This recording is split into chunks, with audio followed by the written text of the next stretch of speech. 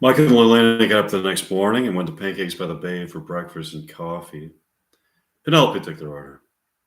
Good morning, Mike and Lillian. Good morning, Penelope. It is a beautiful morning, isn't it? Yes, it is. What a great time of year to be in San Francisco, early June.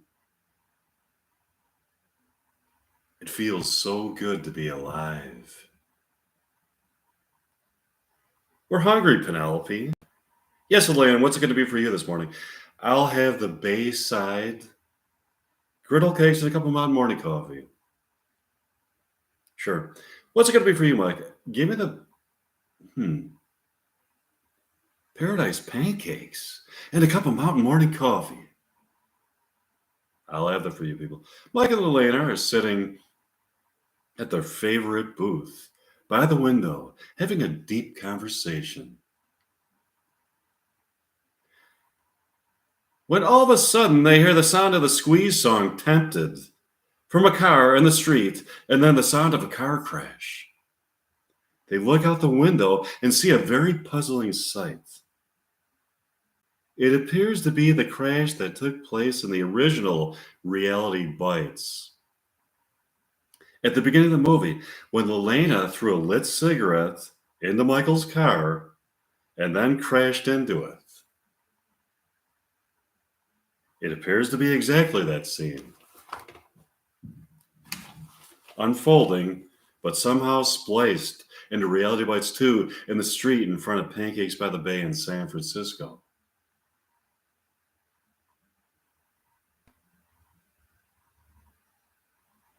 The same chain of events takes place in a new context. Michael, Elena, and Vicky get out of their cars and go to the Pancakes by the Bay to sort through the situation.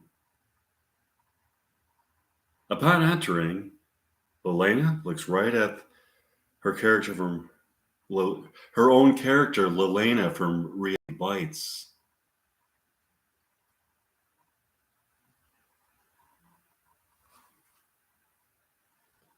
With a bewildered look on her face, Lelena from Reality Bites looks back at her. Lelena, Vicky, and Michael grab a table. I'm so sorry for these unfortunate circumstances. What's her name?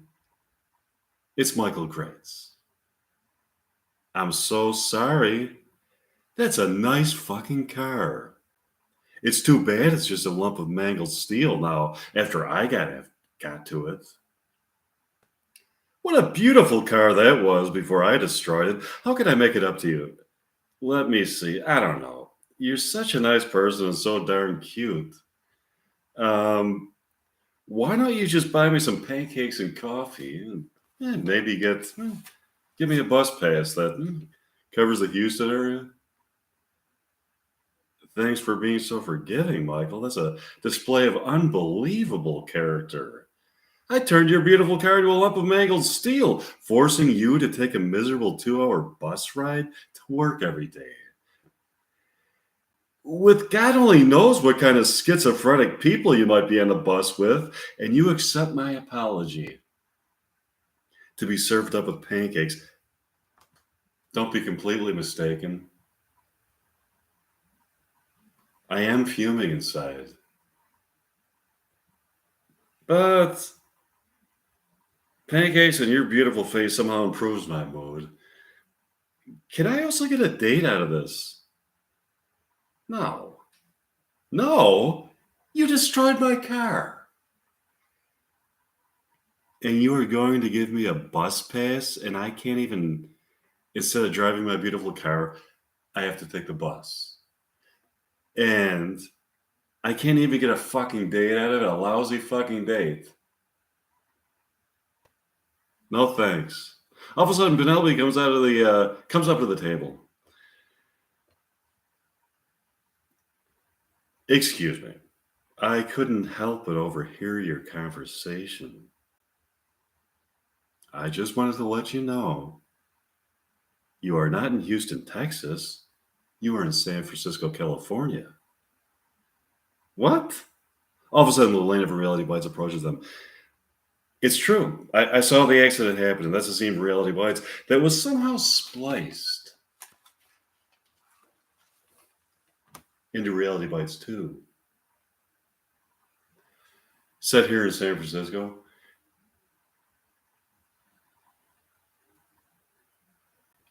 Are you serious? That's far out. We need to figure out how to get you back into Reality Bites.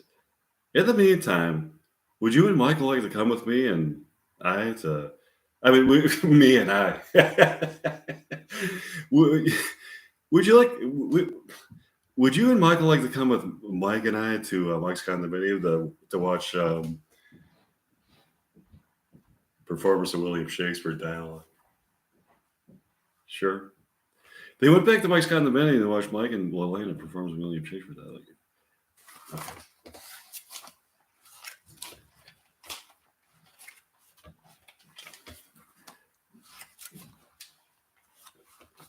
They're sitting on a couch, Mike's condominium, talking. So we have to figure out how to get you back in Reality Bites. Yeah, we need to get them back there. So a scene from Reality Bites has been spliced and placed into Reality Bites 2. I guess we need to figure out how to get it spliced from Reality Bites 2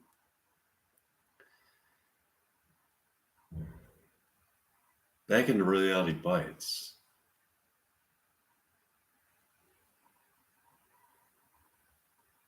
Yeah, that's going to be a challenge.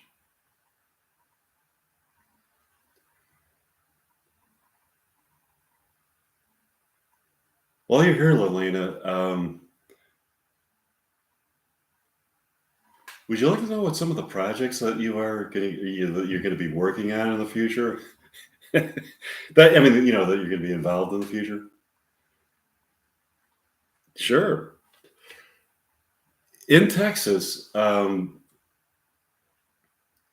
are going to be hired as a documentarian to film a documentary about the American buffalo. Um, the American buffalo. What about the American buffalo?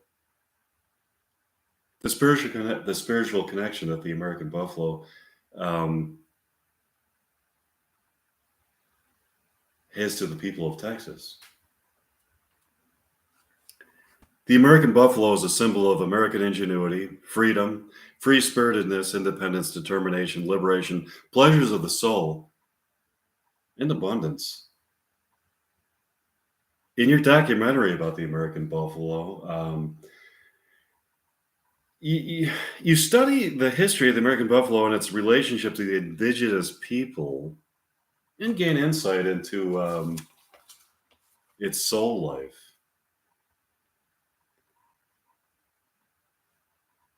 That's awesome. What else? You'll be hired as a writer for Coffee Lovers Monthly in San Francisco. Um, that's great. I love coffee. I can write about I can write about how it excites my mind, body, and soul in a way that transcends my soul to a place of eternal pleasure.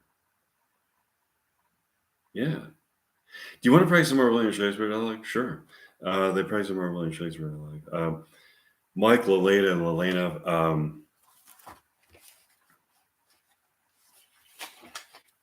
from Reality Bites 2 got up the next morning and went to Pancakes by the Bay for breakfast and coffee. They got a table by the window. This is a nice restaurant. Um, Pancakes by the Bay. I like the name. You're going to love the food. Um, Here comes Penelope, the waitress.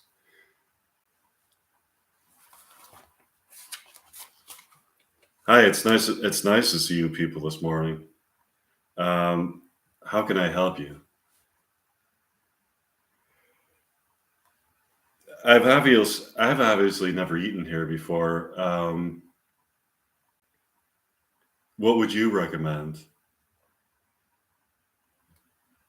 The pancakes are delicious, um, but you can only taste the transcendent deliciousness of the pancakes if you are in love. Love is the key ingredient that flavors the pancakes. The mere culinary pleasure that you derive from eating the pancakes is heightened by the feeling of walking along a path in life that is illuminated by profound love. I'm not in love. Does that mean that they're going to taste like ordinary pancakes to me? I'm in love with you, Lelena. Look into my eyes. Feel my soul. Feel the union of my soul with yours. We can transcend. We can walk along that path of immortal love into the gates of dawn, in fields of never seen beauty and abundance. Okay, I'm looking into your eyes. Now I'll taste the pancakes. Lelena takes a bite of the pancakes. They do taste better that way. They finish breakfast and walk out of the restaurant into what they thought was going to be a San Francisco morning and turned out to be a Houston morning. Wow. This is the apartment complex where the characters in Reality Bites, the original Reality Bites. But have we been spliced from Reality Bites into Reality Bites? Have we been spliced from Reality Bites 2 into Reality Bites? It sure looks like it. Yeah, this is the building for Reality Bites. This is the building for Reality Bites. We have to go inside and see the place. Sure. They went inside the apartment building to discuss the situation. When they got into the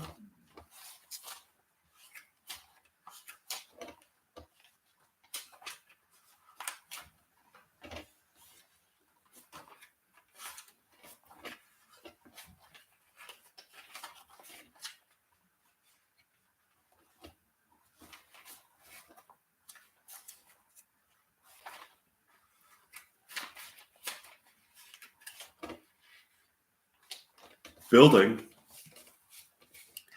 they found a strange looking man in the vestibule. His name is Hugh Henderson. Okay, now we're going to come up with a weird voice for a Hugh. Okay.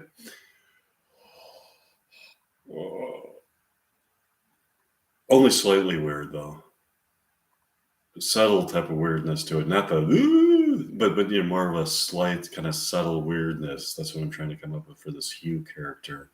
Oh, how about, okay. How can I make this guy's voice weird? Okay, how about this? Okay.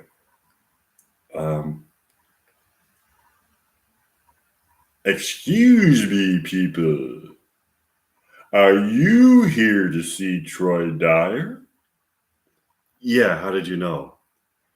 You have that look about you. You have the mischievous look about you. That's just annoying. Okay. I find that annoying, so I gotta think of a different voice for the. How about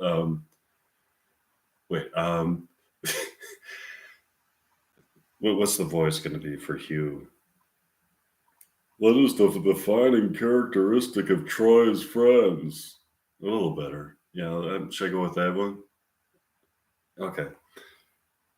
We're not mischievous. Oh, I know you're up to something. Good enough. Okay, I'll go with that voice. Okay. We are most certainly not up to something. We're just here to visit our friend Troy. Then you can't. You can't visit Troy unless you're up to something. We can't visit Troy unless we're up to something? We're not up to something. If we were up to something, we would tell you. Why would you tell me if you were up to something? That would give it away. If you were up to something, I'm sure you wouldn't tell me because then I could snitch on you. Maybe we would tell you if we were up to something if we wanted you to join us as an accomplice. But I assure you, we are not up to something. That being said, why are we not permitted to enter the building unless we and visit Troy unless we are up to something? Because he's up to something. Unless you're in on that something that he's up to, you are not in cahoots with him and shall not be permitted to enter the building. Okay, we're just kidding. We are up to something. What are you up to? We're not supposed to tell you. It's between us and Troy. That's the right answer. Do you know what we're up to? No. I just know that you're up to something. That's part of the screening process a person has to go through to be admitted to the building. Um, you have to prove to me that you are up to something, and you're in cahoots with Troy. I can tell that you are up to something by the look in your eyes. Now, for the other part of the screening process. Do you remember when Troy said that there was an IQ prerequisite to talk to him? Yeah, there really is. You have to score in the genius range of IQs in order to talk to him. You have to be a genius. You have to have a genius level IQ just to talk to this asshole? He won't even talk to people with average IQs? No, he won't.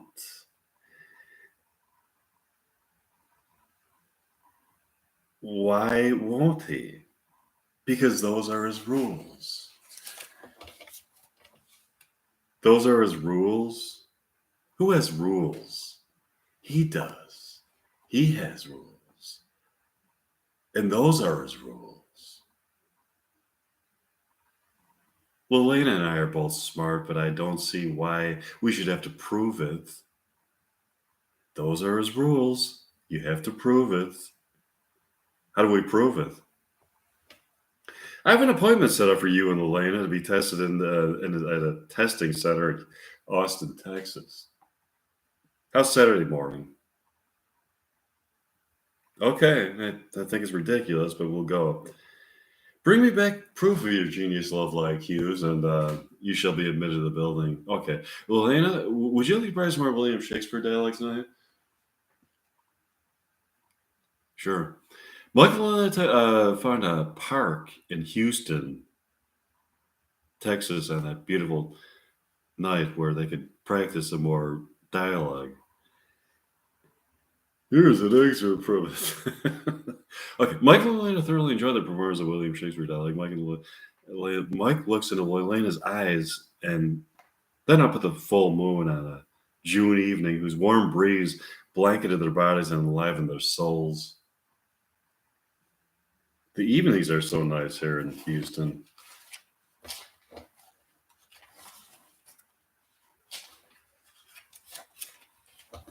Aren't they? They are, but I miss so much about San Francisco. I miss the Golden Gate Bridge and Pancakes by the Bay. Quite frankly, so do I. I miss the delicious pancakes at Pancakes by the Bay along with the coffee. I miss the murder mystery we were trying to solve there. So do I. What do you really think? Do you think Penelope did it? Elena? Believe it or not, I think it's possible. I find it to be quite exhilarating trying to solve it. When I really think about it, I also think it's possible. But then I think, is that polite and charming waitress capable of murder? I agree. She doesn't seem to be. I really want to get spliced back into Reality Bites based in San Francisco.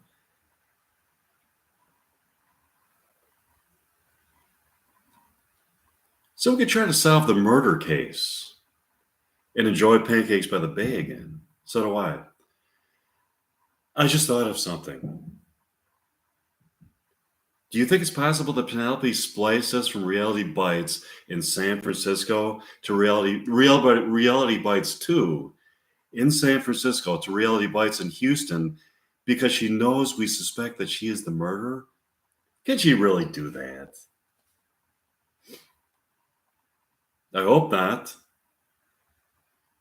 I really want to get back in Reality Bites 2 in San Francisco. So do I. Houston is a nice place. But I've got to get back to San Francisco. There's no place like San Francisco. Look, did you see that? See what? Look over there. By that tree over there? I think I saw something. For a fleeting moment, I thought I saw a glimpse of Pancakes by the Bay through a transom. I thought I saw Ethan Hawke on stage performing a theatrical version of Reality Bites there with some actress. I wonder if there is some new splicing taking place. Maybe. Do you want to practice some more William Shakespeare dialogue? Sure. They practiced some more William Shakespeare dialogues and Mike and Lynn. I got up the next morning and decided to go out for breakfast. Do you want to go out for breakfast? Sure. We'll have to find a good place. If we look around Houston, I'm sure there must be something similar to Pancakes by the Bay. Let's go. Mike and Elena walked around Houston and, to their bewilderment, saw what appeared to be Pancakes by the Bay. Is that Pancakes by the Bay? It sure looks like it. What's it doing here in Houston, Texas?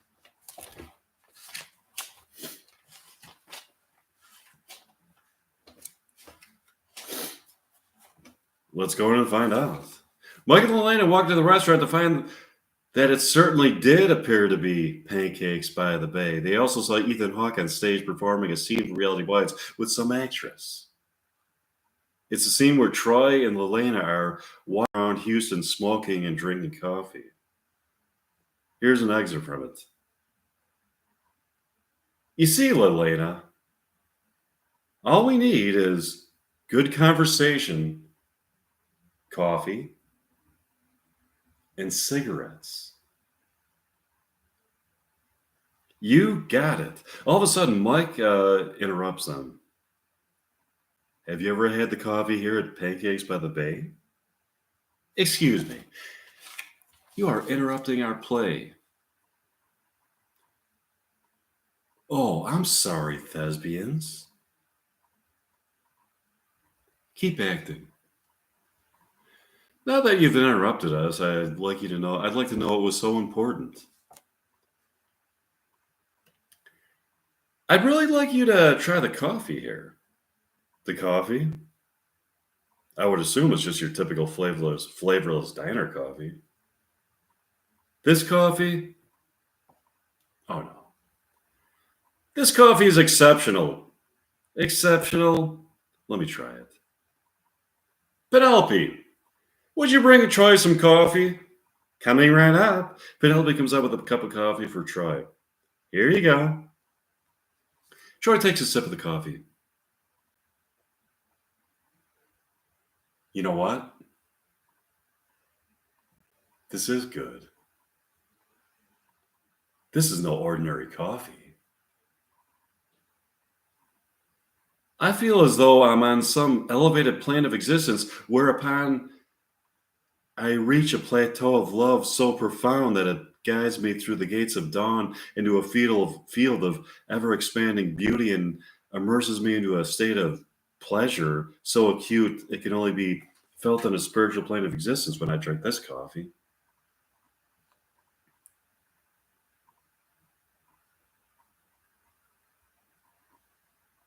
Tread looks at Sheila, the girl who portrays Lelaine in the play, and tells her he loves her. Sheila, what is it, Troy? I love you. What? Are you kidding me? Not in love with you. You're not?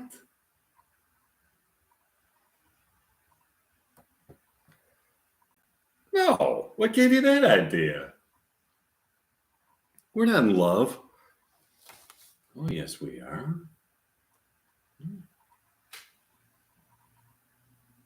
That's news to me. We are? Sheila, we're in love. What the fuck are you saying to me? Where did you come up with such a bizarre notion? We're not in love. Try some of the coffee, Sheila, and then tell me that we are not in love. Sheila gets a cup of coffee from Penelope. She takes a sip of it. You're right, we are in love. I noticed that when you look outside, you see San Francisco.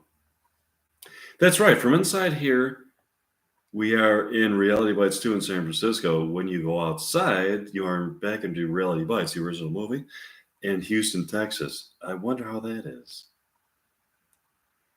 We've been trying to figure that out. Some unknown force seems to be splicing the two movies together in unusual ways. Look out the window. It's the same woman in the Corvette. She gave a package to another woman who is now driving off with it. Yeah, that has been going on for a while. I'd really like to go to my condominium and write some more dialogue with Lelena. Do you know how I can get there? Let me let you in on something. If you drive with the Corvette woman at an accelerated speed, you are spliced back into Reality Bites 2. Wait till she comes back and you can try to go for a ride with her. Does she take anybody? I think she'll take you people. That's excellent. Yeah. Troy had a wonderful afternoon and went back to the restaurant the next morning and got their usual booth by the window. Penelope took their order. How can I help you? Give me the Paradise Pancakes, a cup of mine, and a Mod Morning Coffee. What's it going to be for you, Lana? Well, Lana, I'll have the Bayside Crepes and a Mod Morning Coffee.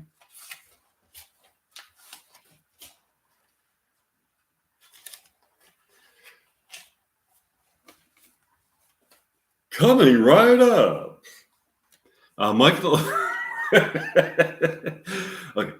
Mike and Elena are talking when all of a sudden they look out the window and see the Corvette woman. She climbs out of it. There she is. Let's go talk to her. They run into the restaurant and talk to the Corvette woman. Excuse me, ma'am. We were told by the by Penelope, the waitress, that you could splice us back in Reality Bites 2 in San Francisco by driving us at an accelerated speed in your Corvette. Sure, friendly people. Climb aboard. By the way, what's your name? Lightspeed Mindy. Your name is Lightspeed Mindy.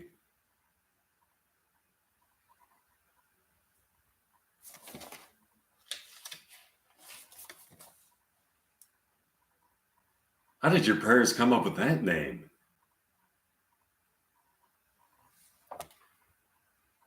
When I was born,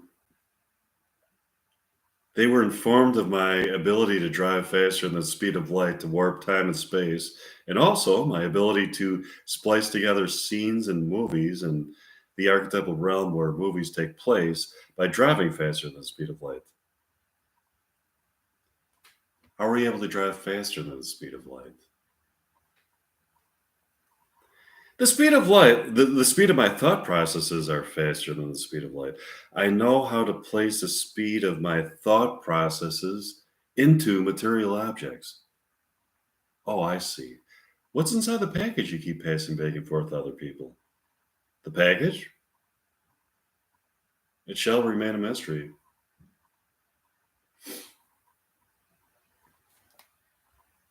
I want to know what's inside the package. Maybe you'll know someday. All of a sudden, they arrived in San Francisco in front of Mike's condominium after going faster than the speed of light. Here we are. Bye. Oh, but okay, so it was nice to meet you. Mike and Elena went into Mike's condominium. Price more than shade your dollar. Here's a nice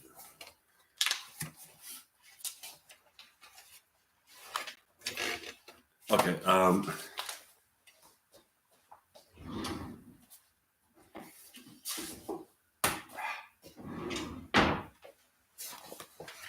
Okay. So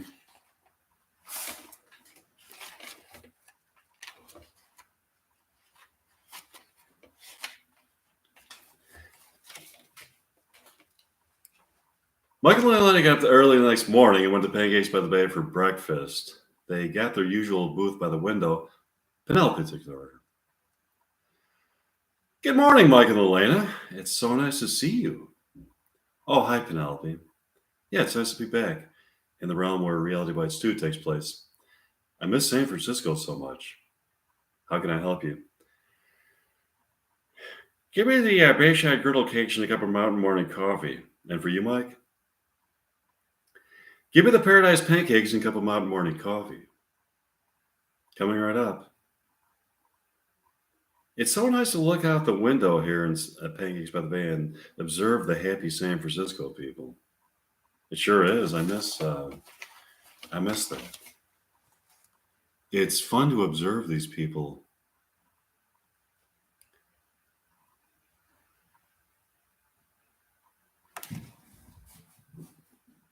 We have to start writing our script based on these people.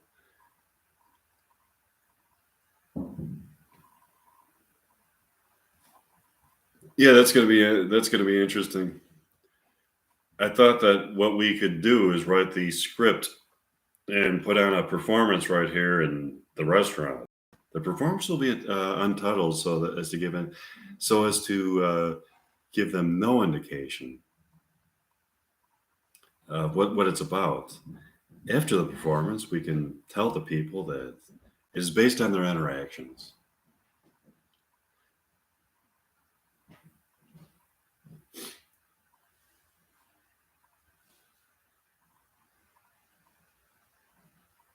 That'd be wonderful.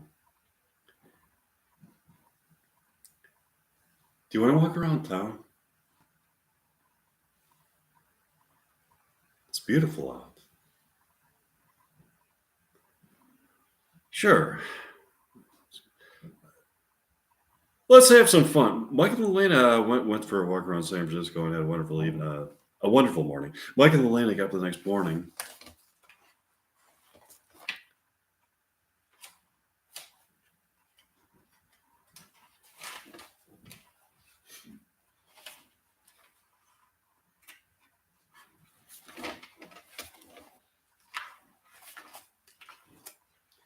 We went to Pancakes by the Bay for breakfast and coffee. Penelope took the order. How can I help you people? Give me the Bayside crepes and a cup of Mountain Morning Coffee. And for you, Elena? Give me the Bayside pancakes and a cup of Mountain Morning Coffee. Coming right up. We have to start writing our script based on observations of passersby. I know. Do you have any ideas yet?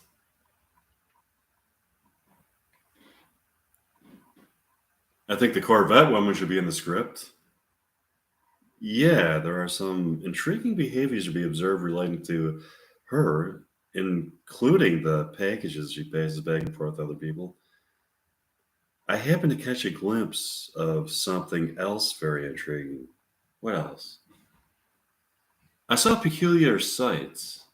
If you look into her rear view mirror, you can see some kind of supernatural being from the netherworld. This being cannot be seen outside of the rear view mirror, outside of the mirror, where it appears to be reflected by the mirror, but can be seen in the mirror. So it's like an object. It's like a creature that's like actually in the mirror, but it's only in the mirror. It's not like it's not. It's it. Whereas like the rest of the images that are in the mirror are images that are like exist in the tangible world that are reflected by the mirror. But the supernatural being, the creature that exists in the mirror, is like exists only in the mirror, along with the other reflections of the mirror.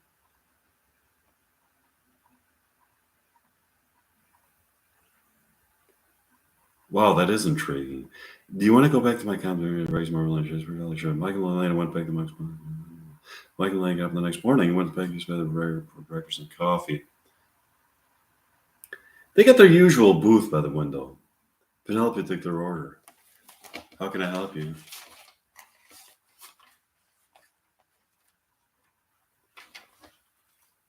Give me the Bayside pancakes and a cup of morning coffee. And for you, Elena, give me the Bayside crepes and a cup of morning coffee. Coming right up.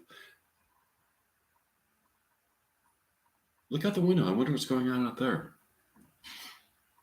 They look out the window and see the Corvette woman staring intensely at the supernatural being in her rearview mirror. The supernatural being stares back at Penelope with a hideous glow of malevolence in her eyes and wanders off into another realm. Penelope then gets out of the car and walks up to another woman on the sidewalk and hands her a package. The woman then physically passes through a mirror on the sidewalk where she intermingles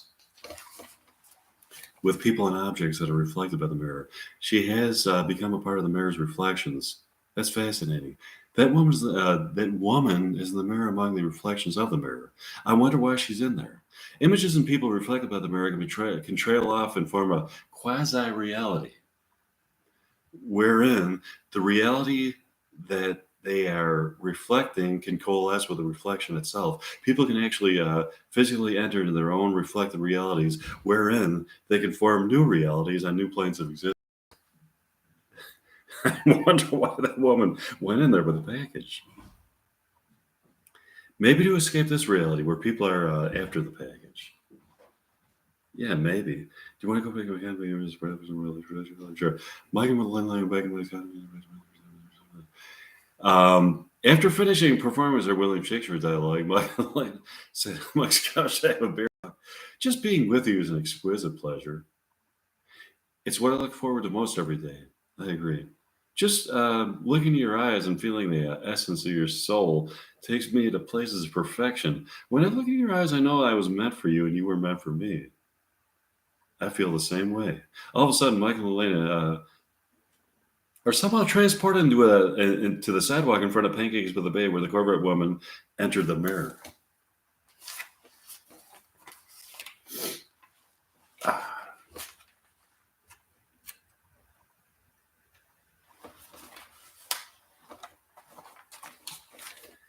They're standing in front of the mirror, not only observing not only themselves reflected in the mirror, but themselves only an hour in the past in Mike's condominium, sitting on Mike's couch.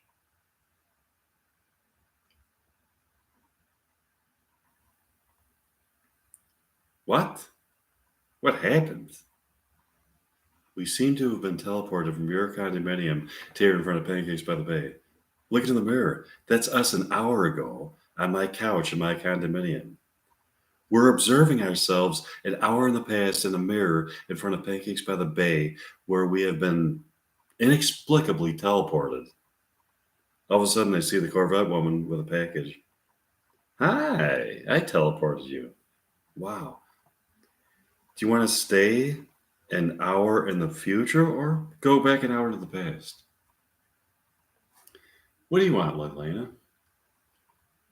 Let's go back to the past. You must take this package to yourself in the mirror. Sure. Bye. We'll see you. Michael and Lena took the package to themselves in the mirror. They took the package and were transported an hour into the future. Would you like to praise more about your Shakespeare? Michael and Lena praise more about Shakespeare. Excerpt from it. Lena sleeps overnight at Mike's condominium. When they woke up in the morning, Mike goes looking for the package, which seems to have been misplaced. Lena, have you seen the package this morning? No, I haven't. I really thought I set it on the table.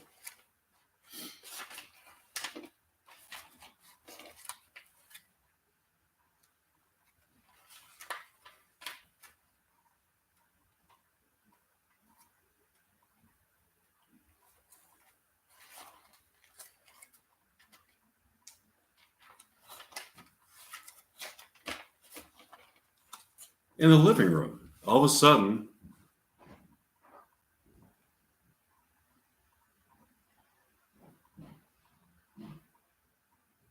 he looks in the large mirror on the wall in the living room and sees not only his reflection in the present moment, but his reflection an hour into the future.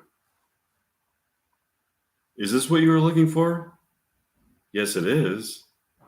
Would you give me that back? Give that back to me? No. What's in it? An object that no one on Earth has ever seen that can transform the future. With that, he vanished. Michael and Elena talked in the evening. They performed some more William Shakespeare dialogue. Michael and Elena got up the next morning and went to Pancakes by the Bay for breakfast and coffee. They got their usual booth by the window. Penelope took her.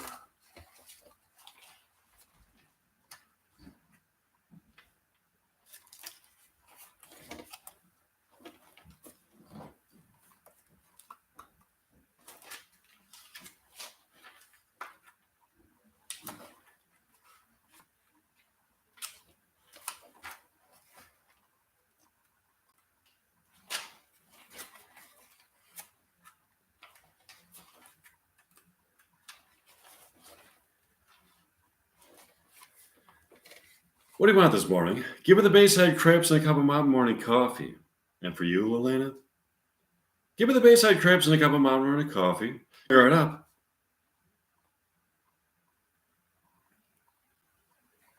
What do you think of the package that can transform the future? I think the notion of having a package that can transform the future has some serious implications to it. If somebody has a package that can transform the future, just think of all the potential tragedies that can be averted. That's true. Also, think about the heinous machinations that can be started. The package could be used either for either good or evil. Yeah, I agree. All of a sudden, they see future Mike through the window in a mirror on the sidewalk. The Corvette woman pulls up right next to him and her Corvette and stops at the curb. She walks up to the mirror. From within the mirror, future Mike hands the package to the Corvette woman. She takes the package, gets into her car, and drives off frantically. As future Mike looks at Mike and Elena with a sincere look on his face. Wow, that's something else. Do you want to go to pick up Kevin? Michael and okay. Let's see. Michael and I thoroughly enjoyed the performance of William Shakespeare dialogue the evening and got up the next morning to go for a walk along the ocean on that warm summer day in early July. Lelana? Yes, what is it, Mike?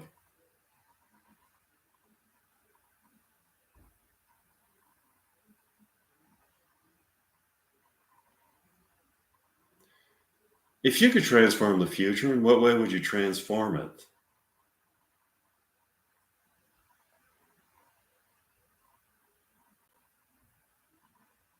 That's something I haven't given a lot of thought to. Concerning the fact that the future does not yet exist, only the past and present exists, how can you transform something that does not yet exist? Or does it exist? In the same sense that you could say that the future doesn't exist, you may also say that the past doesn't exist. It doesn't appear that anybody has traveled to the past. If the past did exist as something tangible, you could surmise that you could access it. You might be onto something. The past does exist in the images in our minds, in images in our minds and artifacts in the tangible world, but is the past itself something that exists apart from our memories of it? I think that perhaps within a duality of an eternal nowness of being, that there paradoxically exists a past and a future. The question is whether or not the past and future may be altered or traveled to. If so, the package is important.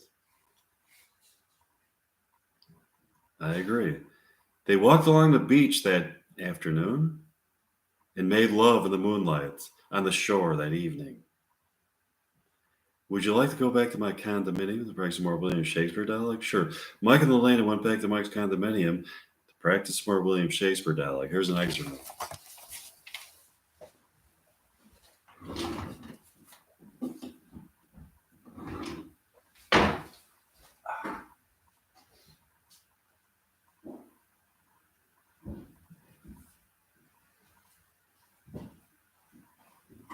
Okay.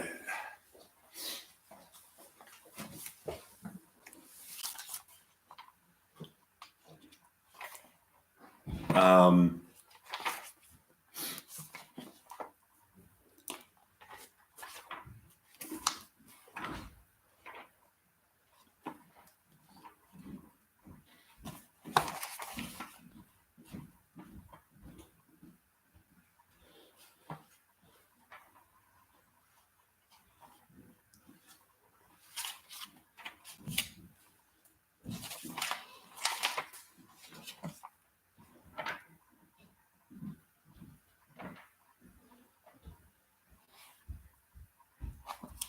Hamlet, Prince of Denmark. Scene 2, Elsnore, the castle. Enter Hamlet. Safely stowed. Hamlet.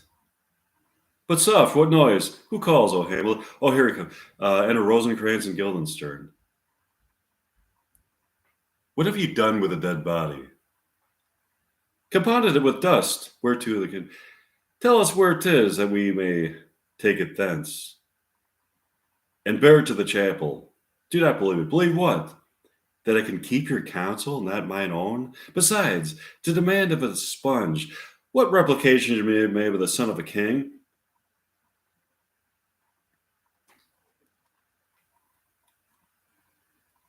I have sent to seek him and to find the body. How dangerous it is that the man goes loose. Yet must not with the same strong law and destroy the multitude. I'm going to go right to Romeo and Juliet. Scene 2, Capulet's orchard, to enter Romeo. He just the scars that never felt a wound. Enter Juliet above the window. But soft. What light through yonder window breaks is the east, and Juliet is the sun. Arise, fair sun, and kill the envious moon, who is already sick and pale with grief, that thou her maid art more fair than she. Be not her maid, for she is envious. Her vestal livery is but sick and green, none but fools wear it. Cast it off, it is my lady, oh, it is my love, oh, that she knew she were. She speaks as she says nothing, what of that? Arise, discourses, I will answer it, I'm too bold. 'Tis not to me she speaks. Two of the fairest stars in all the heavens, having entreated her eyes, do have some do entreat their eyes till they twinkle in their spheres till they return. What if her eyes were there? They in her head, the brightness of her cheek would shame those stars as daylight doth a lamp.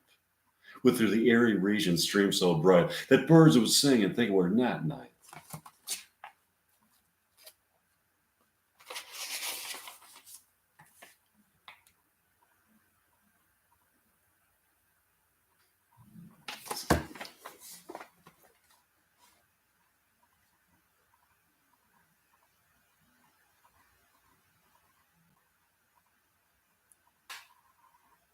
See how she leans her cheek upon her hand? Oh, that it were a glove upon that hand. that I might touch that cheek.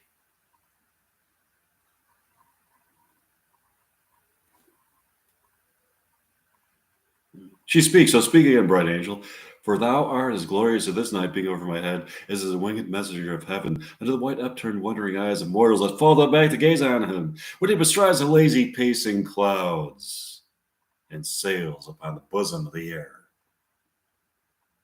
O Romeo, Romeo, wherefore art thou, Romeo? Deny thy father and refuse thy name, or if thou wilt not, be but sworn by love, and I will never be capable. Shall I hear more, or shall I speak of this?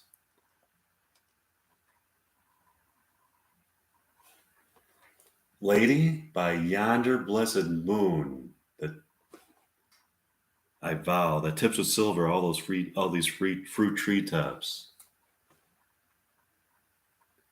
Oh, swear not by the moon, the inconstant moon, that monthly changes in her circled orb, lest that thy love prove likewise variable. What shall I swear by? Do not swear at all. If thou wilt, swear by thy gracious self, which is the God of my eldership, and I'll believe thee. If my heart dare love, well, do not swear. Although I joy in thee, I have no joy in this contract tonight. It is too rash, too unadvised, too sudden, too like the light which thou ceased to be. Ere one could say, light and sweet, good night. This bud of love by summer's opening breath may prove a beauteous flower when next with me. Good night, as sweet repose and rest. Come my heart as I with my breast. Oh, wilt thou leave me so unsatisfied?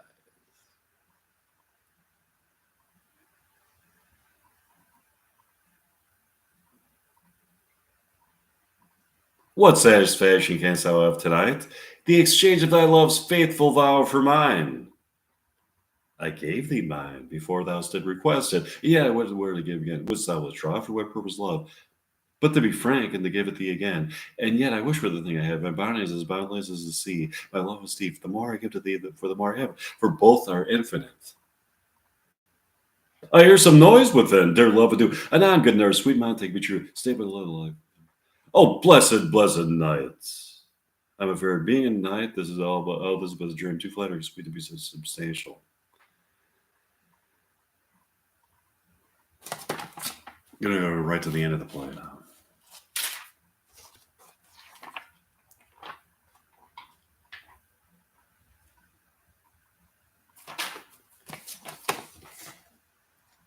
Give me that mattock and the wrenching iron. Hold, take this letter. Early in the morning, see thou deliver it to my father. Give me the light. Upon thy life I charge thee. Whatever thou hearest or seest, stand all aloof. And do not interrupt me in my course while I descend in this bed of death. It's partly to behold my lady's face, but chiefly to take thence from her dead finger a precious ring. A ring that I must use in dear employment. Therefore hence be gone. But if thou jealous dost return to pry what I farther shall intend to do, by heaven I will tear thee joint by joint and strew this hungry churchyard with thy limbs. The time and my intents are savage wild, more fierce and more inexorable than empty tigers of the roaring sea. I'll be gone, let's go right to the end of the play. This letter doth make good the friar's words, their course of love, the tidings of her death, and here he writes that he did buy a poison of a poor apothecary, and therewithal came to this vault to die, and lie with Juliet. Where be these enemies, Capulemonte? See what a scourge is laid upon your head, that heaven finds means to kill your joys with love, and I for winking your discords too have lost a brace of kinsmen, all are punished. Oh, brother Monte, give me thy hand. This is my daughter's jointure, for no more can I demand. But I can give thee more, for I'll raise her statue in pure gold, the wells of Verona by thy name is known, though there shall no figure at such rate be set as that of true and faithful Juliet. As rich shall Romeo by his lady's life pour sacrifices of remedy. A glooming peace this morning with it brings, the sun for sorrow will not show his head. Go hence and have more talk of these sad things. Some shall be pardoned, and some punished. For never was a story of more woe than this of Juliet and Romeo.